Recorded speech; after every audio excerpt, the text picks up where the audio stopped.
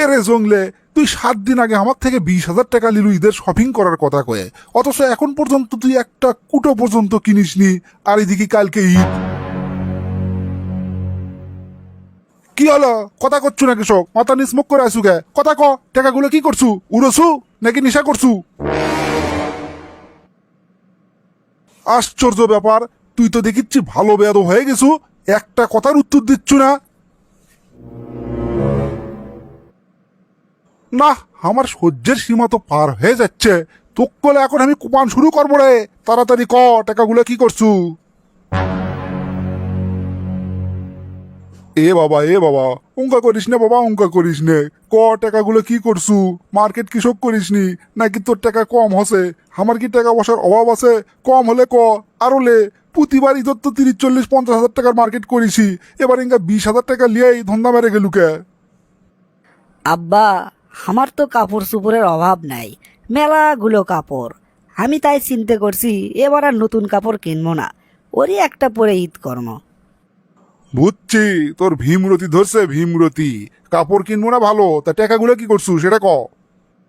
আব্বা, তুমি আমার উপর বিশ্বাস রাখো, আমি টাকাগুলো নষ্ট করিনি। নষ্ট করিসনি সেটা তো বুঝলাম, তা কোন মহান কাজে তুমি টাকাগুলো ব্যয় করছো সেটাই না কও আমার। কয়দিন আগে আমি ফেসবুকে দেখছি আব্বা, ছোট ছোট বাচ্চা কাচ্চা কেবলই হাঁটা শিখছে, অথবা তার চেয়ে না বড়, একটা রুটির জন্য কি পরিমাণ দৌড়দৌড়ি করিচ্ছে। অনেকে পায়ের নিচে পড়ে আহত হয়ে যাচ্ছে, মারাও যাচ্ছে। এই বাচ্চাগুলোর একটাই অপরাধ, ওরা মুসলিম। ঈদ তো অগরেও হবি, যারা একবেলা খাবার পর্যন্ত পাচ্ছে না তারা কেমনি ঈদ করবি? নতুন কাপড় ওরা কোনটি পাবি? এই দৃশ্যটা দেখার পর থেকে আমি একেবারে স্তব্ধ হয়ে গেছি আব্বা। আমার আর কিছু ভালো লাগিচ্ছে না, আমি সবগুলো টাকা ওই জায়গায় দান করে দিছি। কোষ কিরে বাবা, তুই এত বড় একটা মহান কাজ করছু আর সেটা আমার কাছে গোপন রাখছু? হাই হাই, আমি না বুঝে তো কতগুলো গাল পারলেম। আমি তো ভুল করে ফালালেম বাবা। বাবা তুই কিছু মনে করিস নে। আচ্ছা যাই হোক, টাকা 20,000 উঠে দিছু দিছু, তুই আর না টাকা নিয়ে যায় শপিং কর। একটা ঈদ যদি নতুন কাপড় না কিনিস তাহলে কেঙ্কা হয়? না আব্বা না, আমার যতগুলো কাপড় আছে এই কাপড়গুলো যতদিন নষ্ট না হবি আমি আর নতুন করে কাপড় নেবো না।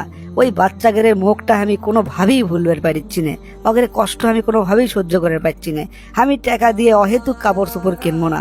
তুমি যদি আমার টাকা দাও আমি আবার ওটি টাকা দান করবো। ঠিক আছে রে বাবা, ঠিক আছে, আমি তোকে আরো টাকা দিচ্ছি, তোর যেটি খুশি দান কর। আর তুই কিছু মনে করিস না বাবা, আমি তো ভুল বুঝছি।